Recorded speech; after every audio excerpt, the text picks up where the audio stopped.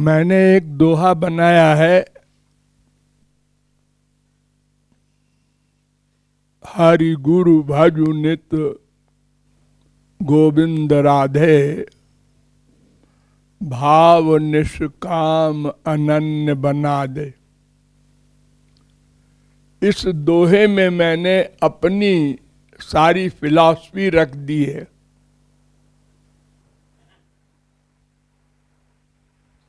अर्थात तमाम शास्त्र वेद का ज्ञान प्रत्येक व्यक्ति अपने मस्तिष्क में नहीं रख सकता।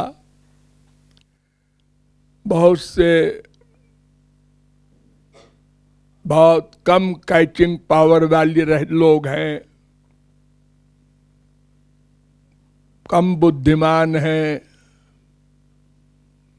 वो तमाम ज्ञान नहीं रख सकते अपने अंतःकरण में, तो इतने में भी काम चल जाएगा। ये चार चीजें हैं। नंबर एक, हरि गुरु भजु। हमारे शास्त्रों वेदों में केवल भगवान की भक्ति नहीं मानी गई, गुरु प्लस भगवान और दोनों को बराबर मानकर भक्ति करने का आदेश है। वेद कहता है, यस्य देवे परा भक्तिर यथा देवे तथा गुरु। जैसी भक्ति हरि में हो वैसी भक्ति ही गुरु में हो। तो इस प्रकार नंबर एक, हरि गुरु दोनों की भक्ति करना है। ये तो कोई बहुत विस्तार से जानने की आवश्यकता नहीं है। नंबर दो है नित्य। हम 10 मिनट आधा घंटा भगवान की भक्ति करें और बाकी टाइम संसार की भक्ति करें, तो इसका मतलब ये कि थोड़ा सा साबुन लगा के कपड़ा धोया और गंदगी में दिन भर डुबोते रहे तो वो कपड़ा कभी नहीं धुलेगा। मन अनंत जन्मों का पाप अपने साथ रखे हुए है। ये जो आपका मन है आपके अंदर सूक्ष्म, इसमें अनंत जन्म के पाप हैं। इसीलिए गंदे गंदे आइडियाज पैदा होते हैं आप लोगों को। संसारी कामनाएं, किसी से प्यार, किसी से दुश्मनी, अहंकार, लोभ, तमाम बीमारियां जो पैदा होती हैं दिन भर, ये तमाम जन्मों के पापों के कारण होती हैं। इतने उपदेश होते हैं गुरु के, बार बार सुनते हैं हम लोग, मानते भी हैं, समझ में भी आता है, लेकिन फिर वो मन हमसे गलत काम करवाता है।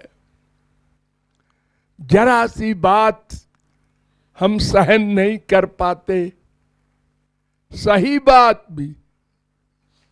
जैसे हमको कोई कहे आप मनुष्य हैं, तो कोई गुस्सा नहीं करेगा। पुरुष को कोई कहे आप पुरुष हैं, कोई गुस्सा नहीं करेगा। ब्राह्मण को कहे आप शर्मा जी हैं, वो बुरा नहीं मानेगा। लेकिन अगर कोई किसी को सही बात इसी तरह की कहे, आप बड़े कामी हैं, बड़े क्रोधी हैं, बड़े लोभी हैं, बड़े स्वार्थी हैं, तो क्यों बुरा लगता है? ये भी तो सही है।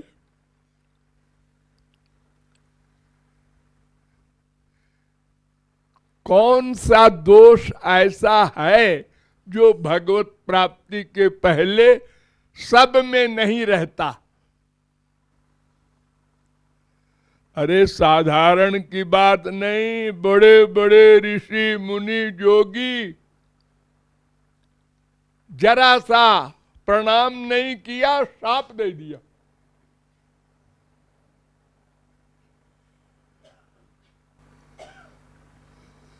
इतना क्रोध।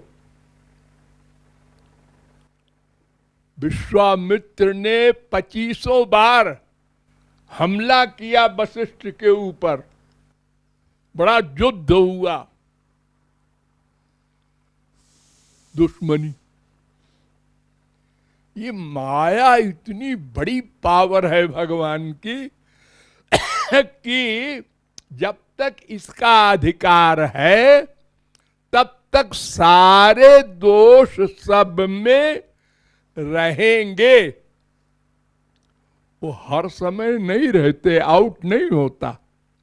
अब इस समय आप लोग सुन रहे हैं भगवत विषय, हाँ, आप लोग काम क्रोध लोभ मोह से परे हैं। कोई आप लोगों को रीड करे तो कहेगा सब महापुरुष बैठे हैं, लेकिन अगर कोई जरा सा यूं धक्का दे दे, ओ आ गया, वो अंदर बैठा था, ताक में था, ताक में, जरा एटमॉस्फेयर मिले और मैं हमला करूं। और इतने बलवान हैं ये कि कोई विश्व में इनको नहीं जीत सका जब तक माया न जाएगी। इनकी माता जी जो है माया है, वो जिस दिन जाएंगे उस दिन ये सब चले जाएंगे अपना अपना बिस्तर बांध के। और माया तब जाएगी जब भगवान इशारा करेंगे, भाग जाओ, इसको छोड़ दे। और किसके लिए इशारा करेंगे? जो केवल भगवान के प्रति ये 4 बातें मान लेगा, प्रैक्टिकल, हरि गुरु की भक्ति और नित्य नित्य और अनन्य और निष्काम, ये 4 बातें। जिस दिन हम ये 4 बातें मान लेंगे उस दिन माया भागेगी बिना कहे। वो भगवान की शक्ति है। इसलिए भगवान कहते हैं मामेव ये प्रपद्यन्ते, जो केवल मेरी शरण में आएगा कि महाराज बचा लो, तो मैं माया भगा दूंगा। और कोई अपनी ताकत से भगाना चाहे माया को, तपस्या से, योग से, ज्ञान से, इम्पॉसिबल। थोड़ी देर के लिए जीत भी जाए तो हम सभी लोग जब नींद में सोते हैं तो मायातीत रहते हैं। जब सपना नहीं देखते आप लोग, घंटे 2 घंटे ऐसी नींद भी आती है ना, तो उस समय हम मायातीत रहते ही है, क्योंकि कोई फीलिंग ही नहीं होती तो काहे की माया। बगल में बेटा लेटा है, मर गया, हमको पता ही नहीं, हम अपना सो रहे हैं खर्राटे में। अब जब जागेंगे तब सारा संसार फिर खोपड़ी में आ जाएगा। तो नंबर 1 हरि गुरु की भक्ति, और नंबर 2 भक्ति माने तो आप जानते ही हैं मन का अटैचमेंट, और वो नित्य रहे। हरि गुरु की भक्ति रहे 1 घंटे, और मम्मी डैडी और बीबी पति की भक्ति रहे 23 घंटे। तो इसका मतलब क्या, 100 रुपया कमाया, 2300 रुपया खर्चा किया, कर्जदार हो जाएंगे। उन्नति क्या होगी इससे? पश्चिम की तरफ जाना था हमको, चले 1 कदम और 4 कदम चले गए पूरब की तरफ, तो कब पहुंचेंगे? तो दूर होते जा रहे हैं। इसलिए नित्य मन का अटैचमेंट भगवान में, गुरु में रहे। और नंबर 3 है अनन्य। इस पर बहुत जोर दिया है भगवान ने। रसगम ये वायम, वेद कह रहा है एव, एव माने ही। देखो गीता में, सारी गीता में भरा हुआ है यही, मामेव ये प्रपद्यन्ते, एव केवल मेरी शरण में आने से काम बनेगा, केवल तमेव शरणं गच्छ मामेकं शरणं ब्रज अनन्याश्चिन्तयन्तो माम अनन्य चेता सततम। 50 बार गीता में दोहराया गया है यही अनन्य शब्द। क्यों? इसलिए कि कपड़ा बहुत गंदा है, इसलिए इसमें गंदी चीज से मत धोना। एक बार शुद्ध पानी से धोया, एक बार गंदे पानी से धो दिया, तो वो और गंदा हो गया कपड़ा। यानी एक बार तो मन में भगवान को लाए, गुरु को लाए, थोड़ा शुद्ध हुआ, और एक बार सात्विक राजस तामस ये माया वालों को ला दिया। माँ बाप बेटा स्त्री पति पड़ोसी नाती पोता कोई भी जो माया के अंदर में है उसको लाए मन में, वो गंदा कर दिया उसने। जो धोया था वो सब बराबर हो गया। यही हो रहा है। हम अनन्य नहीं बनते। अनन्य माने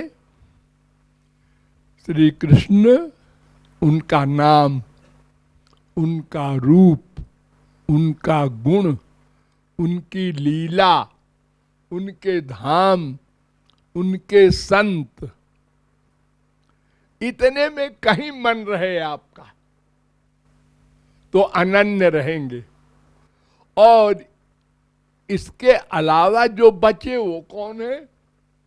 सात्विक देवी देवता, राजस मनुष्य, तामस मनुष्य राक्षस जो भी हो, यानी ये 3 गुण वाले, ये अन्य है। अनन्य माने अन्य में मन का अटैचमेंट न हो, मन का अटैचमेंट।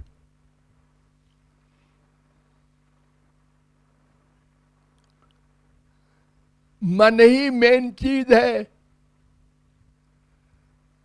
आपने किसी के खिलाफ सोचा,